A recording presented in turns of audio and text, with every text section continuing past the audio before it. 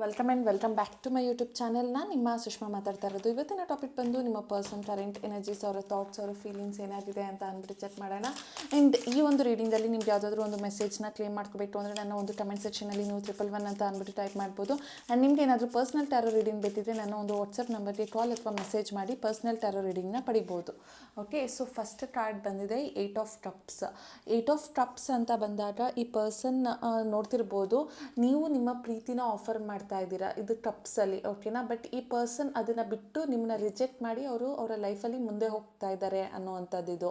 Okay, so ಅವ್ರಿಗೆ ನಿಮ್ಮ ರೆಸ್ಪಾನ್ಸಿಬಿಲಿಟೀಸ್ನ ತೊಗೊಳೋದಕ್ಕೆ ಇಷ್ಟ ಇಲ್ಲ, ನಿಮಗೆ ಕಮಿಟ್ಮೆಂಟ್ ಕೊಡೋದಕ್ಕೆ ಅವ್ರಿಗೆ ಇಷ್ಟ ಇಲ್ಲ, ಅಥವಾ ಅವರು ನಿಮ್ಮ ಒಂದು ಫೀಲಿಂಗ್ಸಲ್ಲಿ ಅವ್ರಿಗೆ ಇರೋದಕ್ಕೆ ಇಷ್ಟ ಇಲ್ಲ ಅನ್ನೋವಂಥದ್ದು ಕಾಣಿಸ್ತಾ ಇದೆ.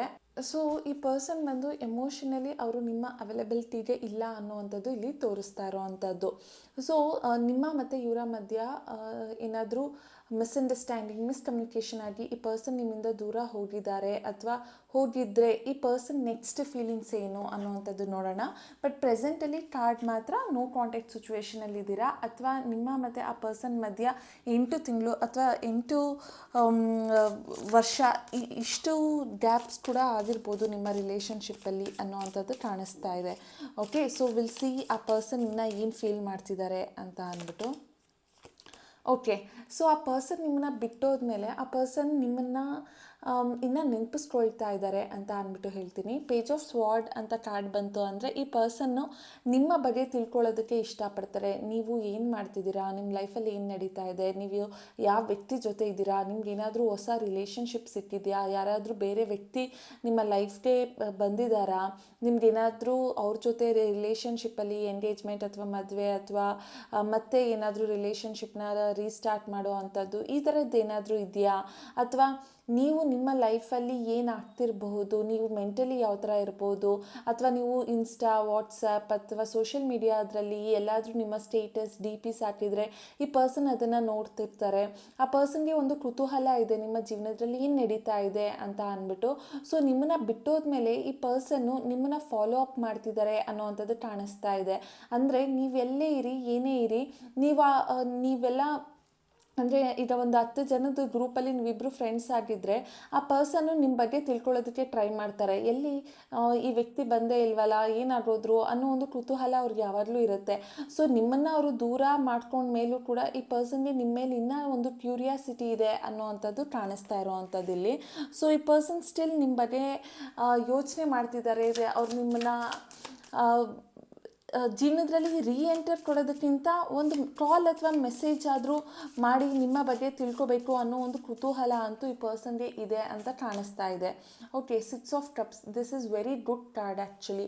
ಈ ಕಾರ್ಡ್ ಏನಾದರೂ ಬಂತು ರೀಡಿಂಗಲ್ಲಿ, ಅದರಲ್ಲೂ ಪ್ರೆಸೆಂಟಲ್ಲಿ ಏನಾದರೂ ಬಂತು ಈ ಕಾರ್ಡ್ ಅಂತ ಅಂದರೆ ಈ ಪರ್ಸನ್ಗೆ ನಿಮ್ಮ ಒಂದು ಮೆಮೊರೀಸಲ್ಲಿದ್ದಾರೆ, ನಿಮ್ಮ ಒಂದು ನಾಸ್ಟಲ್ಜಿಯಾದ್ರಲ್ಲಿದ್ದಾರೆ, ಅಥವಾ ನಿಮ್ಮ ಒಂದು ಥಾಟ್ ಪ್ರೊಸೆಸ್ಸಲ್ಲಿದ್ದಾರೆ, ಅಥವಾ ಆ ಪರ್ಸನ್ಗೆ ನೀವು ಕೊಟ್ಟಂಥ ಪ್ರೀತಿ, ವಿಶ್ವಾಸ, ಕರುಣೆ ಅಥವಾ ನೀವಿದ್ದಂಥ ಲಾಯಲಿಟಿ ಇದೆಲ್ಲ ಈ ಪರ್ಸನ್ಗೆ ಇನ್ನೂ ನಿಮ್ಮನ್ನು ನೆನಪಿಸ್ತಾ ಇದೆ. ನಿಮ್ಮ ಜೊತೆ ಈ ಪರ್ಸನ್ ರಿಲೇಷನ್ಶಿಪ್ಪಲ್ಲಿ ಕಮ್ ಬ್ಯಾಕ್ ಮಾಡಬೇಕು ಅನ್ನೋ ಫೀಲಿಂಗ್ಸ್ ಇದೆ ಅನ್ನೋವಂಥದ್ದು ಈ ಪ್ರೆಸೆಂಟ್ ಕಾರ್ಡ್. ಅಂದರೆ ನೀವು ಮತ್ತು ಅವರು ಹೊರಗಡೆ ಸುತ್ತಾಡಿರೋದಾಗಿರ್ಬೋದು, ಓಡಾಡಿರೋದು, ಅಥವಾ ನೀವಿಬ್ಬರು ಒಂದೇ ರೆಸ್ಟೋರೆಂಟ್ ಹೋಗಿರೋದು, ಹೋಟೆಲ್ಗೆ ಹೋಗಿರೋದು, ಊಟ ಮಾಡಿರೋದು, ಅಥವಾ ಎಲ್ಲಾದರೂ ಒಂದು ಕಡೆ ನೀವಿಬ್ಬರು ಮೀಟ್ ಮಾಡ್ತಾ ಇದ್ದಿದ್ದು ಪ್ಲೇಸ್ ಆಗಿರಬಹುದು. ಇದೆಲ್ಲ ಈ ಪರ್ಸನ್ ಇನ್ನೂ ನೆನಪಿಸ್ಕೊಳ್ತಾ ಇದ್ದಾರೆ.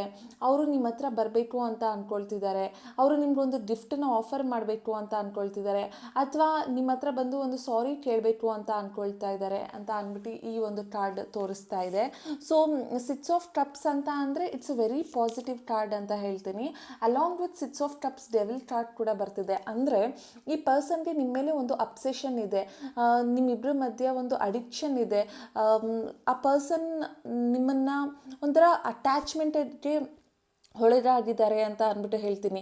ನಿಮ್ಮ ಮತ್ತು ಅವರ ಮಧ್ಯೆ ಇರುವಂಥ ರಿಲೇಷನ್ಶಿಪ್ ತುಂಬ ಲವ್ಲಿ ಆಗಿತ್ತು, ಅಥವಾ ಫಿಸಿಕಲಿ ಆಗಿತ್ತು, ಅಥವಾ ತುಂಬ ಕೆಮಿಸ್ಟ್ರಿ ಚೆನ್ನಾಗಿತ್ತು ಅಂತ ಅಂದರೆ ಆ ಪರ್ಸನ್ ಅದನ್ನು ತುಂಬ ನೆನಪಿಸ್ಕೊಳ್ತಾರೆ ಅಂತ ಅಂದ್ಬಿಟ್ಟು. ಆ್ಯಂಡ್ ಡೆವಿಲ್ ಕಾರ್ಡ್ ಬಂದು ಈ ಪರ್ಸನ್ ಇನ್ನೂ ನಿಮ್ಮ ಒಂದು ಥಾಟ್ ಪ್ರೋಸೆಸ್ಸಲ್ಲಿ ಅಥವಾ ನಿಮ್ಮಿಬ್ಬರ ಮಧ್ಯ ನಡೆದಂತಹ ಕೆಲವೊಂದು ಕೆಮಿಸ್ಟ್ರಿಗಳಲ್ಲಿ ಈ ಪರ್ಸನ್ ಇನ್ನೂ ಮುಳುಗಿದ್ದಾರೆ. ಅದರಿಂದ ಈ ಪರ್ಸನ್ ಓವರ್ಕಮ್ ಮಾಡೋದಕ್ಕಾಗಿಲ್ಲ. ಅವರು ಆ ಒಂದು ಮೈಂಡ್ಸೆಟ್ಟಲ್ಲೇ ಇನ್ನೂ ನಿಮಗೆ ಕಂಟ್ರೋಲಲ್ಲಿ ಇದ್ದಾರೆ ಅಥವಾ ನಿಮ್ಮ ಮೈಂಡ್ ಅಥವಾ ನಿಮ್ಮ ಪ್ರೀತಿಯಲ್ಲಿ ಅವ್ರಿನ್ನ ಇದ್ದಾರೆ ಅನ್ನುವಂಥದ್ದು ಇಲ್ಲಿ ಕಾಣಿಸ್ತಾ ಇದೆ. ಸೊ ಇಟ್ ಶೋಸ್ ಈ ಪರ್ಸನ್ ನಿಮ್ಮಿಂದ ಓವರ್ಕಮ್ ಮಾಡೋದಕ್ಕೆ ಆಗ್ತಾ ಇಲ್ಲ ಅಂತ ಅಂದ್ಬಿಟ್ಟು.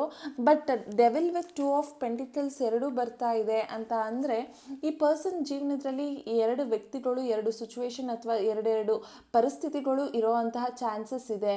ಅವರು ಆ ಎರಡು ಪರಿಸ್ಥಿತಿ ಮಧ್ಯೆ ಇವರು ಒಂಥರ ಗೊಂಬೆ ಥರ ಆಗೋಗಿದ್ದಾರೆ. ಯಾರು ಕುಣಿಸ್ತಾರೋ ಅವ್ರ ಕಡೆ ಇವರು ಕುಣಿಯೋ ಅಂಥದ್ದು. ಸೊ ಡಿಸಿಷನ್ ಮೇಕಿಂಗ್ ಆಗ್ತಾ ಇಲ್ಲ, ಡಿಸಿಷನ್ ಮೇಕಿಂಗ್ ಕೆಪಾಸಿಟಿ ಇಲ್ಲ, ಏನು ಡಿಸೈಡ್ ಮಾಡೋದಕ್ಕೆ ಅವ್ರ ಕೈಯಲ್ಲಿ ಆಗ್ತಿಲ್ಲ, ರಿಲೇಷನ್ಶಿಪ್ನ ಬ್ಯಾಲೆನ್ಸ್ ಮಾಡಲಿಕ್ಕೆ ಆಗ್ತಾ ಇಲ್ಲ ಅನ್ನುವಂಥದ್ದು ಕಾಣಿಸ್ತಾ ಇದೆ. ಓಕೆ, ಸೊ ನೋಡೋಣ ಫ್ಯೂಚರ್ ಕಾರ್ಡ್ಸ್ ಎಲ್ಲ ಯಾವ ಥರ ಇದೆ ಅಂತ ಅಂದ್ಬಿಟ್ಟು. ಏನು ಮಾಡ್ಬೋದು ಈ ಪರ್ಸನ್ ಅಪ್ಕಮಿಂಗ್ ಡೇಸಲ್ಲಿ? ಏನಾದರೂ ಚೇಂಜಸ್ ಆಗ್ತಾರಾ? ಅವರಿಂದ ನೀವೇನಾದರೂ ನಿರೀಕ್ಷೆ ಮಾಡ್ಬೋದಾ? ಓಕೆ, ದ ಫುಲ್ ಕಾರ್ಡ್ ಬರ್ತಾ ಇದೆ. ಫುಲ್ ಕಾರ್ಡ್ ಅಂತ ಅಂದರೆ ಆ ಪರ್ಸನ್ ಬಂದು ನಿಮ್ಮ ಮೇಲೆ ಅವ್ರಿಗೆ ಒಂದು ಫೀಲಿಂಗ್ಸ್ ಇದೆ. ಅಂದರೆ ಒಂದು ಎಕ್ಸೈಟ್ ಆಗ್ತಾರೆ ನಿಮ್ಮ ಹತ್ರ ಮಾತಾಡ್ತಿದ್ರೆ, ನಿಮ್ಮ ಹತ್ರ ಟೈಮ್ ಸ್ಪೆಂಡ್ ಮಾಡ್ತಿದ್ರೆ, ಅಥವಾ ನಿಮ್ಮ ಒಂದು ಫೀಲಿಂಗ್ಸ್ ಈ ಪರ್ಸನ್ಗೆ ಏನೋ ಒಂಥರ ಅಡ್ವೆಂಚರಸ್ ಆಗಿರುತ್ತೆ. ಆದರೆ ಫ್ಯೂಚರ್ ಕಾರ್ಡಲ್ಲಿ ಫೂಲ್ ಬಂತು ಅಂತ ಅಂದರೆ ಕಮಿಟ್ಮೆಂಟ್ ಕೊಡೋದಕ್ಕೆ ರೆಡಿಯಾಗಿಲ್ಲ ಅಂತ ಅಂದ್ಬಿಟ್ಟು ಅರ್ಥ. ಕೇರ್ಲೆಸ್ ಆಗಿ ಇರ್ತಾರೆ. ಬಂದ್ರೂ ಕೂಡ ತುಂಬ ದಿನ ಶಾಶ್ವತವಾಗಿರಲ್ಲ, ಮತ್ತೆ ವಾಪಸ್ ಹೋಗ್ತಿರ್ತಾರೆ. ಸೊ ಇವರು ಕಮಿಟ್ಮೆಂಟಿಗೆ ರೆಡಿಯಾಗಿರಲ್ಲ. ಇಲ್ಲ ಅಂತ ಅಂದರೆ ನಿಮ್ಮ ಒಂದು ಫೀಲಿಂಗ್ಸಲ್ಲಿ ಅವರು ಇದ್ರೂ ಕೂಡ ನೀವೇ ಬೇಕು ಅನ್ನೋವಂಥ ಒಂದು ಮೈಂಡ್ಸೆಟ್ಟಲ್ಲಿ ಈ ಪರ್ಸನ್ ಇರಲ್ಲ ಅನ್ನೋವಂಥದ್ದು. ಆ್ಯಂಡ್ ಇವರಿಗೆ ನಿಮ್ಮ ಜೊತೆ ಇದ್ದರೆ ತುಂಬ ಹ್ಯಾಪಿಯಾಗಿರ್ತಾರೆ, ಖುಷಿಯಾಗಿರ್ತಾರೆ, ಸಂತೋಷವಾಗಿರ್ತಾರೆ, ಇದೆಲ್ಲ ಫೈನ್. ಓಕೆ, ಆದರೆ ಈ ಪರ್ಸನ್ ಕಮಿಟ್ಮೆಂಟ್ ಕೊಡಲ್ಲ. So he or she can come back in your life. ಈ ವ್ಯಕ್ತಿಗಳು ನಿಮ್ಮ ಜೀವನದಲ್ಲಿ ಮತ್ತೆ ಬರಬಹುದು, ಮತ್ತೆ ಬರೋ ಚಾನ್ಸಸ್ ಇದೆ. ಆದರೆ ಇವರು ಬಂದರೆ ಆನ್ ಆ್ಯಂಡ್ ಆಫ್ ಸಿಚುವೇಷನಲ್ಲಿ ಬರಬಹುದು. ಅಂದರೆ ನಿಮ್ಮ ಬಗ್ಗೆ ಒಂದು ಏನಂತಾರೆ, ಏನಾದರೂ ಕುತೂಹಲ ಅನ್ನೋ ಥರ ಒಂದು ಮೈಂಡ್ಸೆಟ್ಟಲ್ಲಿ ಬಂದು ಈ ಪರ್ಸನ್ ನಿಮ್ಮ ಜೊತೆ ಟೈಮ್ ಸ್ಪೆಂಡ್ ಮಾಡಿ ಮತ್ತೆ ವಾಪಸ್ ಹೋಗುವಂಥದ್ದು. ಸೊ ಈ ಕಾರ್ಡ್ ಫ್ಯೂಚರ್ ಕಾರ್ಡಲ್ಲಿ ಬಂದಿದೆ ಅಂತ ಅಂದರೆ they will restart the relationship, there will be a new beginning. But carelessness ಇರುತ್ತೆ, ಕಮಿಟ್ಮೆಂಟ್ ಇರಲ್ಲ, ಚೈಲ್ಡಿಶ್ ಮೆಂಟಾಲಿಟಿ ಇರುತ್ತೆ.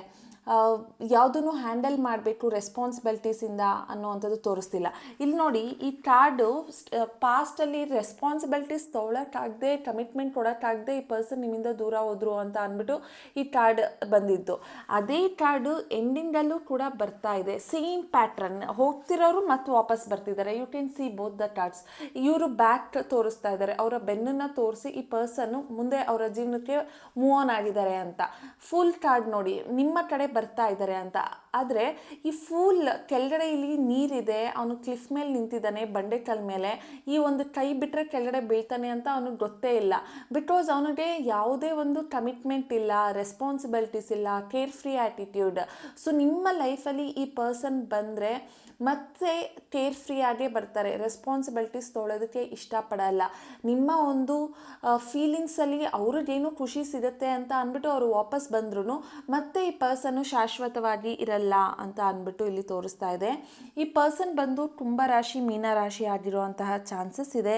ಆ್ಯಂಡ್ ಈ ಪರ್ಸನ್ ನಿಮ್ಮನ್ನ ಯಾರು ಬಿಟ್ಟೋದ್ರಲ್ಲ, ಅವರು ಕರ್ಕಾಟಕ ರಾಶಿ, ವೃಶ್ಚಿಕ ರಾಶಿ ಮತ್ತು ಕುಂಭ ರಾಶಿ, ಧನು ರಾಶಿ ಮತ್ತು ಮೇಷರಾಶಿ ಆಗಿರುವಂಥ ಚಾನ್ಸಸ್ ಇದೆ. ಆ್ಯಂಡ್ ಥರ್ಡ್ ಪಾರ್ಟಿ ಅಂತ ಹೇಳಿದ್ವಿ ಅಲ್ಲ, ಇಲ್ಲಿ ಈ ವ್ಯಕ್ತಿ ಎರಡು ಸಿಚುವೇಶನ್, ಎರಡು ಸಂದರ್ಭದಲ್ಲಿ ಸಿಕ್ಕಾಕೊಂಡಿದ್ದಾರೆ ಅಂತ. ಆ ಥರ್ಡ್ ಪಾರ್ಟಿ ರಾಶಿ ಬಂದು ಮಕರ ರಾಶಿ, ಕನ್ಯಾ ರಾಶಿ, ವೃಷಭ ರಾಶಿ ಆಗಿರುವಂತಹ ಚಾನ್ಸಸ್ ಇದೆ. ಆ್ಯಂಡ್ ಇವರ ಒಂದು ಡೇಟ್ ಆಫ್ ಬರ್ತ್ ಪ್ರಕಾರ ಹೇಳಬೇಕು ಅಂದರೆ ಈ ಪರ್ಸನ್ 1/10/1928 ಆಗಿರ್ತಾರೆ, 8/17/26 ಆಗಿರ್ತಾರೆ, ಆ್ಯಂಡ್ 2/11/2029 ಆಗಿರ್ತಾರೆ. ಇದಾಗಿತ್ತು ಇವತ್ತಿನ reading. And also one more ನಾನು ಮರ್ತಿದ್ದು, ಇನ್ಷಿಯಲ್. ಸೊ ಈ ಪರ್ಸನ್ ಇನ್ಷಿಯಲ್ ಬಂದು ALEIOMTFHDNYCTZ ಆಗಿರುತ್ತೆ. ನಿಮ್ಗೇನಾದರೂ ಈ ಪರ್ಸನ್ ಇದೇ ಥರ ಇದ್ದಾರೆ, ಅವರ ಕ್ಯಾರೆಕ್ಟರಿಸ್ಟಿಕ್ಸ್ ಕರೆಕ್ಟಾಗಿ ಹೇಳಿದ್ದೀನಿ, ಅಥವಾ ಅವರ ಇನ್ಷಿಯಲ್ ಅಥವಾ ಡೇಟ್ ಆಫ್ ಬರ್ತ್ ಅಥವಾ ಅವರ ಒಂದು ಝೋಡಿಯಾಕ್ ಸೈನ್ಸ್ ಎಲ್ಲ ಮ್ಯಾಚ್ ಆಗ್ತಾ ಇದೆ ಅಂತ ಅಂದರೆ ನನ್ನ ಒಂದು ಕಮೆಂಟ್ ಸೆಕ್ಷನಲ್ಲಿ ತಿಳಿಸಿ. Okay, thank you.